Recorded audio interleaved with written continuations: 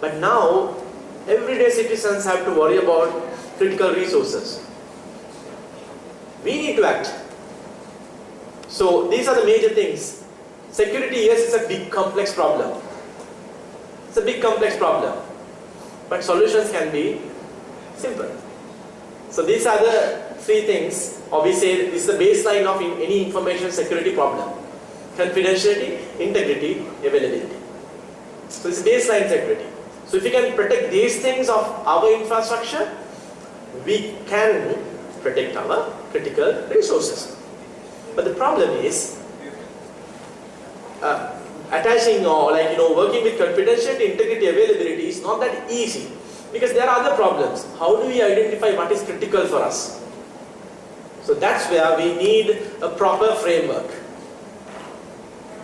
So I'll come to the framework very soon.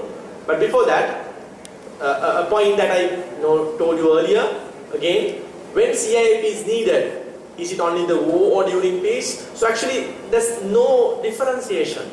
Every day we need this, forever. Forever. 24 hours, 7 days, all days. Right? So we need this. Okay, so the challenge is to realize that CIP is an essential during peacetime as is during war times. And I think the second paragraph is very important, is very powerful. In fact, failures of CII during peace times can result in riots and attacks and even war. Right? So I think that's a very strong statement I heard very recently, because there's some war crime, this agenda against Sri Lanka, and somebody has said war crimes are there, but what very important to understand is war is the crime. War is the crime. So we have to stop somebody starting a war. And this has happened in Estonia. This has happened in Syria. Syria, because of critical resource was their information, their Facebook or the internet. It was attacked. And they started a civil war. So we have to protect our critical information infrastructure to stop a war. Because of that, this should be in the highest priority list. I think America, US had done it, European Union had done it, and several other countries have already done it. Okay, so about 85% of the United States critical infrastructure, telecommunication, energy, finance, transportation systems are owned by or operated by private companies. This is the next dilemma. Now, yes, if it is national security, yes, government can take action.